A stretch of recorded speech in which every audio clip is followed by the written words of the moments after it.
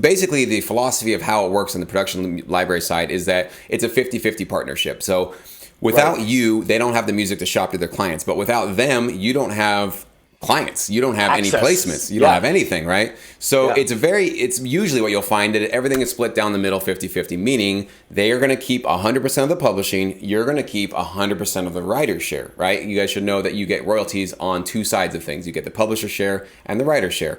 So you should be keeping as a songwriter, as the producer, unless you co-wrote, you would be splitting that. But if you're the only one, 100% there, they keep their half of it with the publishing. Same thing with the sync fees. Usually they split those right down the middle. So not every single library is like that. Some of them will. I've definitely heard of ones that will allow you to keep maybe 50% of your publishing. So total, you're keeping 75% of actually the income, and they're just taking a small portion.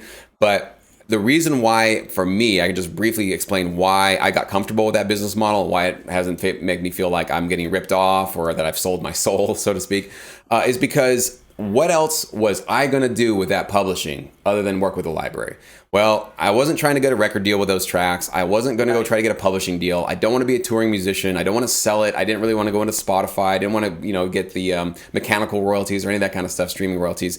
So I had really no plan for what to do with my publishing. So here's a company going, well, if you give it to us, we'll try to get you some money. I'm like, that makes sense to me, right?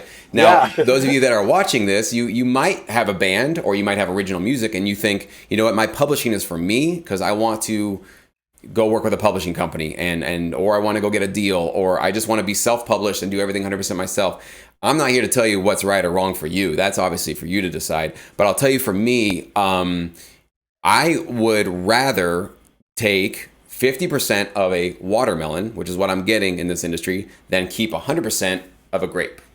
That's what you should remember about this, that if you get so tied down on they're taking all of your publishing, well, okay, remember, zooming out, we're talking about 50% of the income, right? Yeah, so we're talking about 50% of the income. 50%, it's a lot for sure.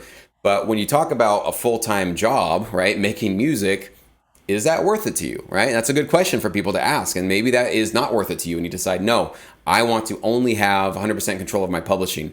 I think some of the really bad record deals that came around in the 90s and the early 2000s, well, what am I talking about? The entire history of the music business. Yeah. But when they really became publicized and people were starting to realize, wow, these artists are getting screwed over, this kind of meme grew up out of that era, which was never sign over your publishing, never sign over your publishing. And I deal with this all the time on my side because people are bringing that idea into the sync world and especially into the production music libraries world.